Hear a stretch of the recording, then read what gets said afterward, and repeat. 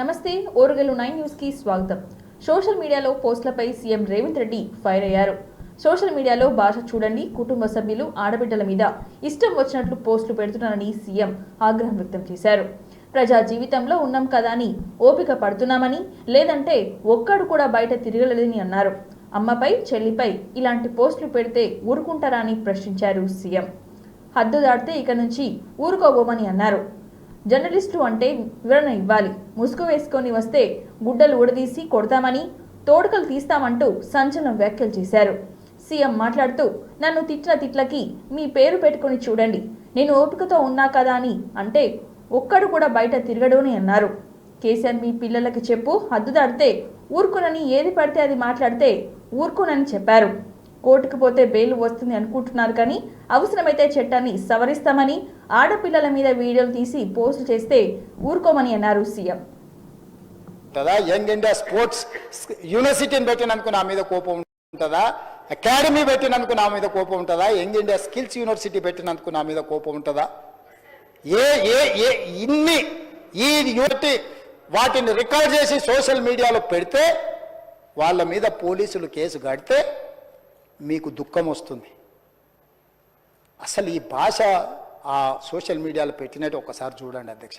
2014-15లో కొత్తగా ఎమ్మెల్యేలు ప్రమాణ స్వీకారం చేసినప్పుడు TV9లో ABNలో ఏదో వెటకారంగా ఒక చిన్న సన్నివేశాన్ని వేస్తే వాటిని సంవత్సరం పైన ఈ రాష్ట్రంలో బ్యాన్ చేసిండు అధ్యక్ష.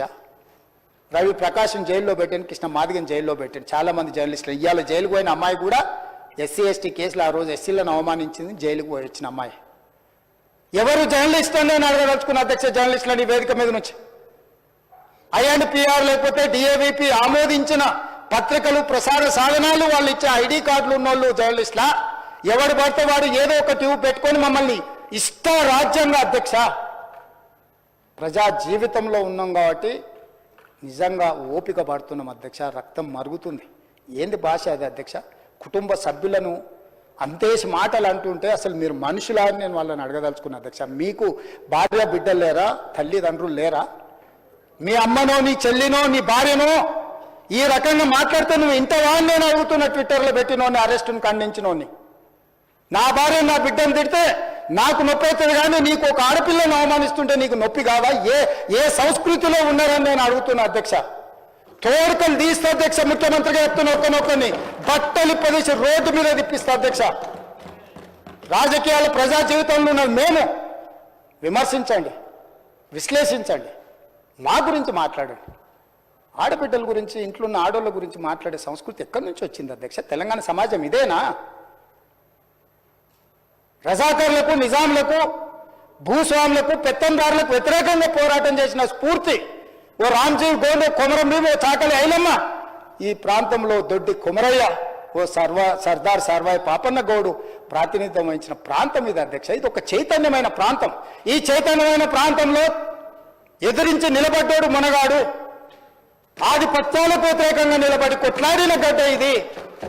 ఈ సంస్కృతిని మొత్తం సర్వనాశనం చేసి ఒక విష సంస్కృతిని నోటికొచ్చింది మాట్లాడి వాటిని పోస్టు చేయించి ఏం పైశాచిక ఆనందం అని నేను అడుగుతున్నా అధ్యక్ష.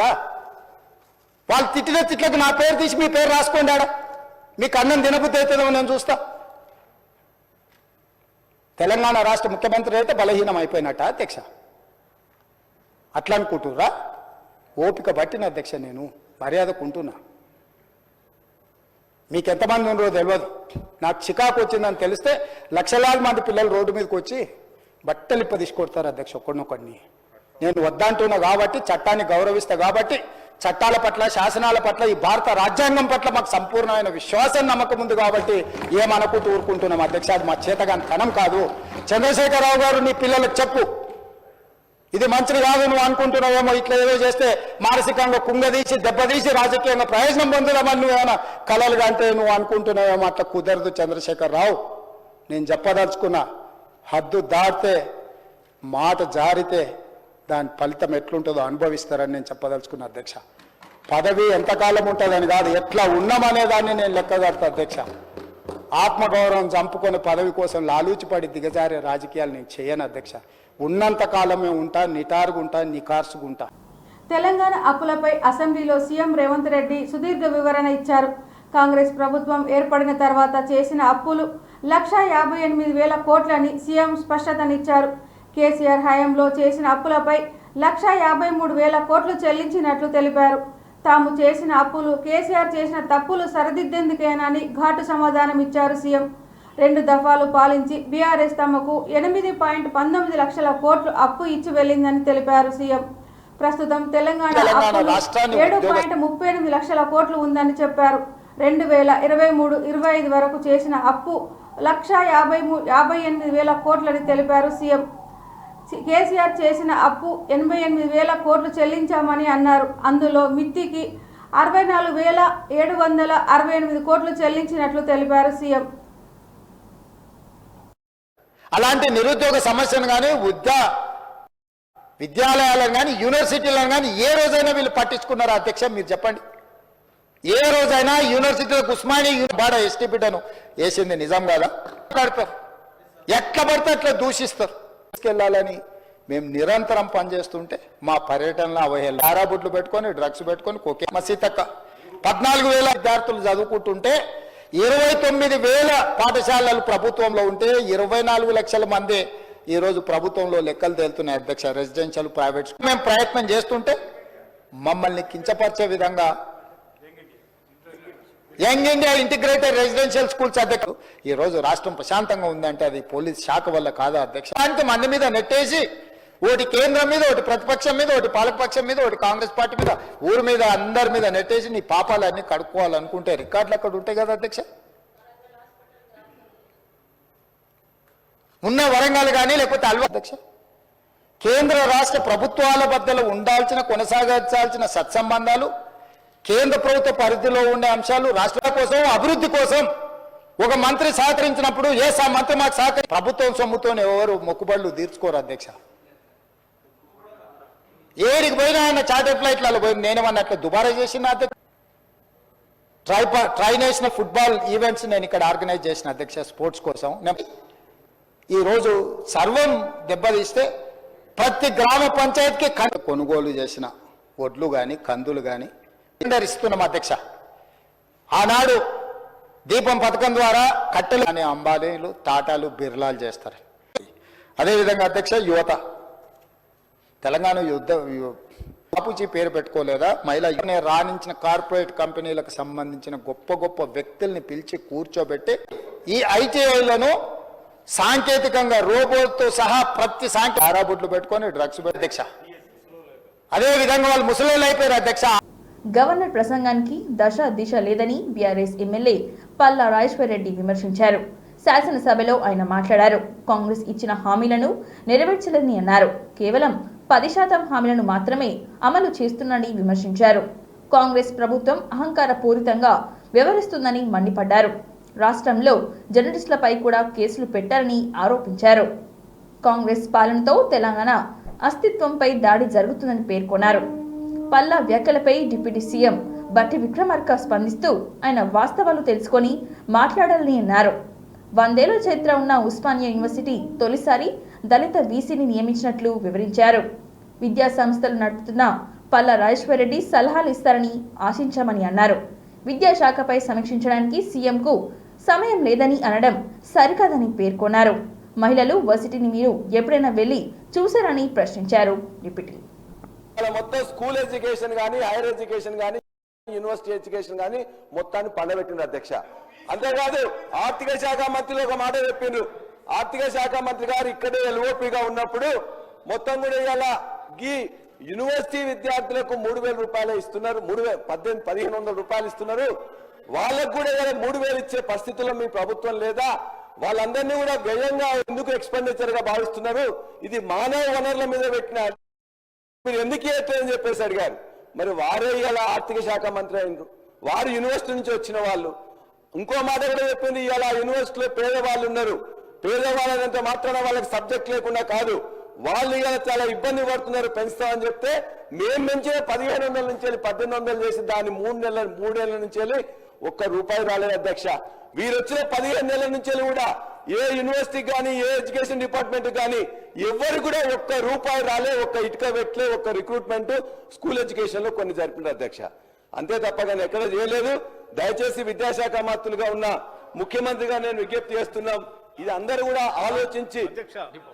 సార్ నేను అంతెందుకు అధ్యక్ష, ఈ రాష్ట్రంలో ఉన్నటువంటి యూనివర్సిటీస్ పూర్తిగా మీరు గాలికి వదిలేస్తే సామాజిక యాంగిల్లో కూడా ఆలోచన చేసి విద్యాబుద్ధులు నేర్పేటువంటి యూనివర్సిటీస్ అన్నింటిలో అందరికీ సమానమైన సామాజిక న్యాయం కూడా చేయాలన్నటువంటి ఆలోచనతో 12 మంది వైస్ ఛాన్సలర్స్ ని సమాజంలో ఉన్నటువంటి అత్యంత వెనుకబడి ఉన్నటువంటి వర్గాల నుంచి కూడా తీసుకొని ఈరోజు వీసీలు నియమించడమే కాకుండా మనం అందరం గర్వకారణంగా చూసేటువంటి ఉస్మానియా యూనివర్సిటీ లాంటి యూనివర్సిటీకి మొట్టమొదటిసారి ఒక దళిత వీసీని నియమించి ఈరోజు కమిట్మెంట్ ఏంటో చూపించారు అధ్యక్షుడు. 100 సంవత్సరాల చరిత్రలో ఇంతవరకు ఒక్కసారి కూడా ఈ యూనివర్సిటీకి ఒక దళిత వీసీ రాలేదు అధ్యక్ష. This is what our commitment and the Chief Minister's commitment towards the social justice. రాష్ట్రాన్ని వైసీపీ పూర్తిగా విధ్వంసం చేసి వెళ్ళిందని సీఎం చంద్రబాబు మండిపడ్డారు. తాము అభివృద్ధి, సంక్షేమం, సుపరిపాలనతో ముందుకు వెళ్తున్నామని చెప్పారు. పశ్చిమ గోదావరి జిల్లా తణుకులో చంద్రబాబు పర్యటించారు. ఈ సందర్భంగా ఏర్పాటు చేసిన స్వర్ణాంధ్ర స్వచ్ఛాంధ్ర కార్యక్రమంలో ఆయన ప్రసంగించారు. గత ప్రభుత్వం ముఖ్యమంత్రి ఎప్పుడైనా ప్రజల్లో తిరిగారా?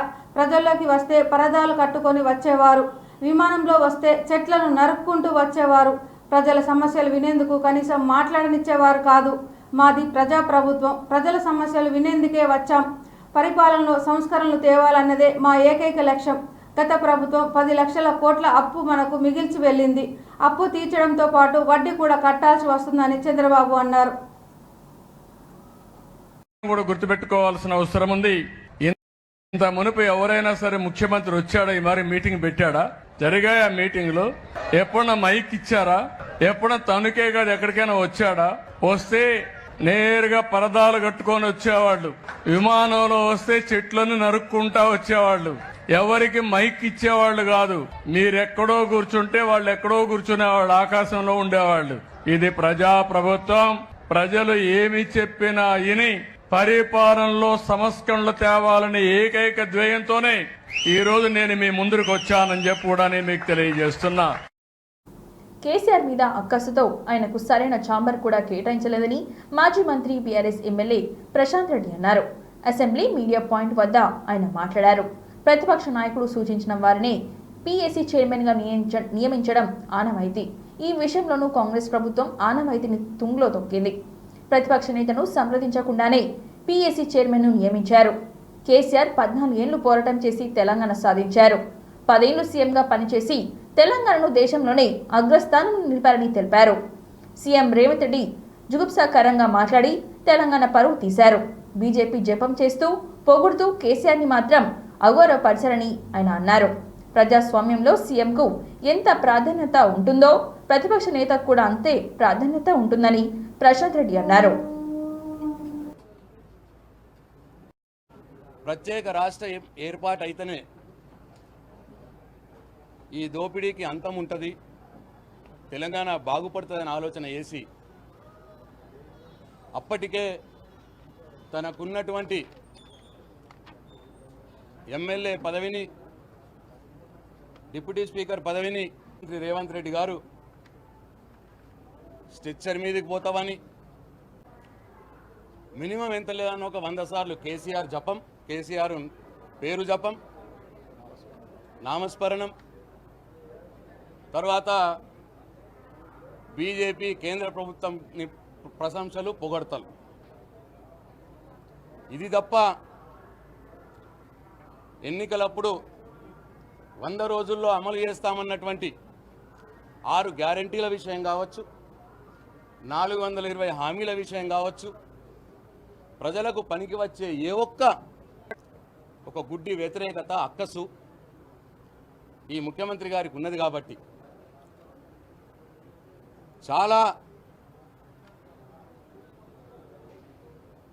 దురదృష్టకరంగా ఎవరు కూడా ఊహించని విధంగా 40-45 సంవత్సరాలుగా ఉన్నటువంటి ప్రతిపక్ష నేత ఛాంబర్ నుంచి కేసీఆర్ గారిని బయటకు గెంటేసినారు.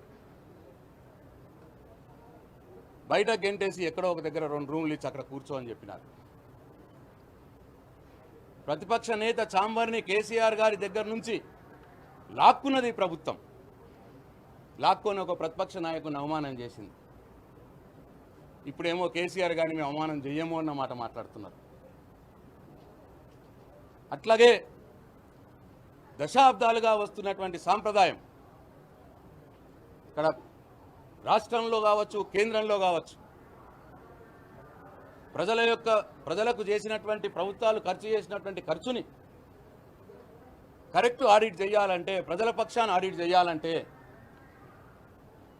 ఈ ఖర్చులను ఆడిట్ చేసే కమిటీ, పబ్లిక్ అకౌంట్స్ కమిటీ, దానికి ప్రతిపక్ష నేత సూచించిన వ్యక్తిని చైర్మన్గా చేస్తే, ప్రతిపక్ష పార్టీకి చెందినటువంటి వ్యక్తిని ప్రతిపక్ష నేత సూచించినటువంటి వ్యక్తిని చైర్మన్గా చేస్తే ప్రజాస్వామ్యం పరిరక్షించబడుతుంది అని చెప్పి అటు పార్లమెంట్లో ఇటు శాసనసభలో ఎవరు ముఖ్యమంత్రులైనా, ఎవరు ప్రధానమంత్రులైనా ప్రతిపక్ష నాయకుడిని అడిగి ప్రతిపక్ష నాయకుడు ఎవరి పేరు సూచిస్తే వారినే పిఏసీ చైర్మన్గా ఎన్నుకుంటా వస్తూ ఉన్నారు దశాబ్దాలుగా. మీరు ఏ కేసీఆర్ గారికి గౌరవం ఇస్తామో అని మాట మాట్లాడినారో శాసనసభలో, ఇదే శాసనసభలో ప్రతిపక్ష నాయకుడిని సంప్రదించకుండా ప్రతిపక్ష నాయకుడు ఇస్తామనంటారు. ఇదేనా ప్రతిపక్ష నాయకుడిని గౌరవించే పద్ధతి? అబద్ధాలు ఆడారట ముఖ్యమంత్రి గారు ఇవాళ అసెంబ్లీలో చెప్పినారు. 100 రోజుల్లోనే అమలు చేస్తా అన్నాడు. పశ్చిమ గోదావరి జిల్లా తణుకులో ముఖ్యమంత్రి చంద్రబాబు నాయుడు పర్యటించారు. స్థానిక ఎన్టీఆర్ పార్క్ వద్ద పారిశుద్ధ్య కార్మికులతో ముఖాముఖిలో పాల్గొన్నారు.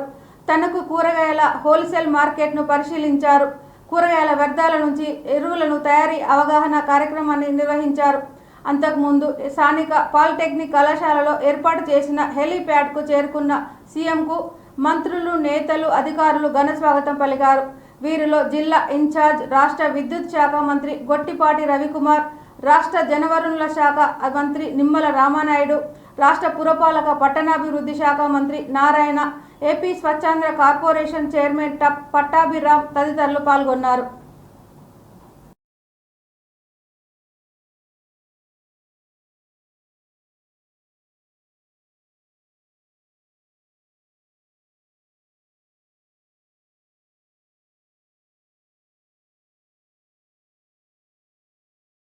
The profitability over a period of time. That is circular economy. A simple question. This is one initiative you are taking. That's very good. ఇప్పుడు మీకు దీంట్లో ఎక్విప్మెంట్ పెట్టాలంటే ఎంత కాస్ట్ అవుతుంది? ఇక్కడ 25 డస్ట్బిన్స్ కావాలా ఇక్కడివి? 1 ton అయినా అంటే 1 ton అయితే అక్కడి నుంచి రొటేషన్లో 26 డేకి వస్తుంది. అక్కడి నుంచి రొటేషన్ వెళ్ళిపోతుంది. ఇక్కడ 25 1 ton వస్తే ఎంత వస్తుందో నాకు ఒక ప్రాజెక్ట్ రిపోర్ట్ తయారు చేసి పెట్టండి. ఇప్పుడు మీరు కాంట్రిబ్యూషన్ ఏంటి? ఇప్పుడు దీన్ని మీరు రన్ చేసుకోగలుగుతారా? మీరు కూడా పెట్టుబడి పెట్టి మీరు సబ్సిడీ ఇస్తే ఒక మనిషిని అయితే మేము చేయగలమండి. ఈ కూరగాయల మార్కెట్ ఎవరికాళ్ళు 3 గంటలకు వస్తామండి, 7ంటికి మార్కెట్ అయిపోద్దండి, ఎవరికాళ్ళు వెళ్ళిపోతాం. అట్ట కాదు కదా, మీరు కూడా ఒక అసోసియేషన్ పెట్టుకోవాలి కదా. క్రమశిక్షణ ఉంది, వాళ్ళు చేయాలి. అసోసియేషన్ పెట్టుకొని గవర్నమెంట్ ఇచ్చే సహాయం తీసుకొని మీ మనుషులను పెట్టి మళ్ళా మీకు కొనే ఏర్పాట్లు మేము చేస్తాం. మార్క్ ఫెడ్ వాళ్ళు కొంటారు. కొనిన తర్వాత మీరు కూడా ఒక బాధ్యత తీసుకొని పరిశుభ్రంగా ఉండాలి కదా ప్రాంతాలన్నీ. మీ 3 to 7 ఉంటుంది సార్. ఇక్కడ చూసినా 100% గా ఇప్పుడు చూశాను మీ ఊర్లో రోడ్లో నీళ్ళు నిలిచిపోయినా, ఏది మురికి కాలువలో. మరి ఎట్లా? ఇంకెక్కువ నీళ్ళు వచ్చిందనుకో ఎక్కడికి వస్తుంది? తీసుకోవాలనేది దీని ముఖ్య ఉద్దేశం. ఖాళీ 23 సంవత్సరాల్లో నెంబర్ 1 స్టేట్ గా తయారు చేసే బాధ్యత తెలుగుదేశం ప్రభుత్వాన్ని. దానికి ఏ విధంగా ఫౌండేషన్ వేయాలని వేస్తాం. 2004లో కానీ మీరందరూ ఓట్లేసి నన్ను గెలిపించుంటే ఈరోజు హైదరాబాద్, ఆంధ్రప్రదేశ్ ఎక్కడుందో మీరే ఒక్కసారి ఆలోచించుకోవాలి. తింటున్నాము. అదేవిధంగా సరైన సమయంలో జాగ్రత్తలు తీసుకోకుండా పోయేదాని వల్ల ఒక్కొక్కరికి నేను ఎప్పుడు చూడలేదు కానీ కొన్ని డిసీజులు అయితే ఇనోకులం మనకి ఒక మెటీరియల్ వేస్తే 2000 రూపాయలు రోజుకు అవుతుంది. అంటే 25,000కు 25 రోజులకు 50,000 అవుతుంది. కూలి కూడా ఒక 15,000 అవుతుంది. రోడ్డు మీద వేసినా మంచిది కాదు. దేనికి వస్తుందంటే క్యాన్సర్ పేషెంట్లంతా పంజాబ్ నుంచి ఢిల్లీకి వస్తారు. ఆంధ్రప్రదేశ్లో ఒక స్వచ్ఛమైనటువంటి ఆంధ్రప్రదేశ్ని తయారు చేయాలి. స్వర్ణాంధ్ర, స్వచ్ఛాంధ్ర నా జీవిత ఆశయం అని చెప్పి మరొకసారి మీ అందరికీ తెలియజేస్తున్నా. మాజీ మంత్రి జగదీష్ రెడ్డి సస్పెన్షన్ పై పునఃపరిశీలించాలని కోరారు మాజీ మంత్రి హరీష్ రావు. గవర్నర్ ప్రసంగానికి అసెంబ్లీలో ధన్యవాదం తీర్మానం చర్చ సందర్భంగా హరీష్ రావు మాట్లాడారు. జగదీష్ రెడ్డి దురుద్దేశంతో ఎలాంటి వ్యాఖ్యలు చేయలేదని అన్నారు. జగదీష్ ఎక్కడ ఏకవచనంతో మాట్లాడలేదని చెప్పారు. స్పీకర్ ఎన్నికల్లోనూ బీఆర్ఎస్ పూర్తి మద్దతు ప్రకటించిందని గుర్తు చేశారు. సభా సంప్రదాయాలను పాటించాలని తమ నాయకుడు కేసీఆర్ చెబుతుంటారని అన్నారు. బీఆర్ఎస్ నేతలకు అసెంబ్లీ స్పీకర్ అన్న ఎంతో గౌరవం ఉందని అన్నారు. జగదీష్ రెడ్డి మైక్ ఇచ్చి ఉంటే వివరణ ఇచ్చేవారని అన్నారు. బంగారు తెలంగాణతో దగా చేశారని కాంగ్రెస్ ఎమ్మెల్యే రామచంద్ర నాయక్ ధ్వజమెత్తారు. ప్రశ్నించే వాళ్లను 10 ఏళ్ల పాటు తొక్కిపెట్టారని అన్నారు. 10 ఏళ్లు మీ పాలన మీ నమ్మక ద్రోహానికి చిరునామా అని అన్నారు. ప్రజాస్వామ్యాన్ని కూని చేసి పాలించారని 10 ఏళ్లలో ప్రాజెక్టు కడితే సంవత్సరం కాకముందే కూలిపోయాయని ఎద్దువ చేశారు. సభ్యులు జగదీష్ రెడ్డి గారిని సస్పెండ్ చేసిన విషయం మనందరికీ తెలిసిందే. దాని విషయంలో దయచేసి మీరు పునఃపరిశీలించి జగదీష్ రెడ్డి గారిపై పెట్టిన సస్పెన్షన్ను ఎత్తివేయాలని చెప్పి అప్పీల్ చేస్తూ ఉన్నాం. జగదీష్ రెడ్డి గారు ఎక్కడ కూడా మీ పట్ల అమర్యాదగా కానీ ఏకవచనాన్ని కానీ సంబోధించలేదు. మీరంటే మా అందరికీ కూడా ఎంతో గౌరవం. మా నాయకులు కేసీఆర్ గారు కూడా మీ ఎన్నిక జరిగినప్పుడు ఏకగ్రీవంగా మీ ఎన్నికకు సహకరించినటువంటి పార్టీ బీఆర్ఎస్ పార్టీ. మా నాయకులు కేసీఆర్ గారు కూడా ఎప్పుడు కూడా మాకు చెప్తూ ఉంటారు, సభా సంప్రదాయాలు పాటించాలని, మీ పట్ల గౌరవంగా ఉండాలని కూడా చెప్తూ ఉంటారు.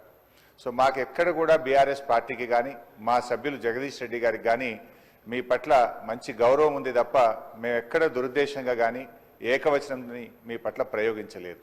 అందువల్ల మాకు కూడా, ఎందుకంటే నిన్న జగదీష్ రెడ్డి గారికి మీరు మైక్ ఇచ్చుంటే వారు చెప్పుకునే అవకాశం ఉండేది.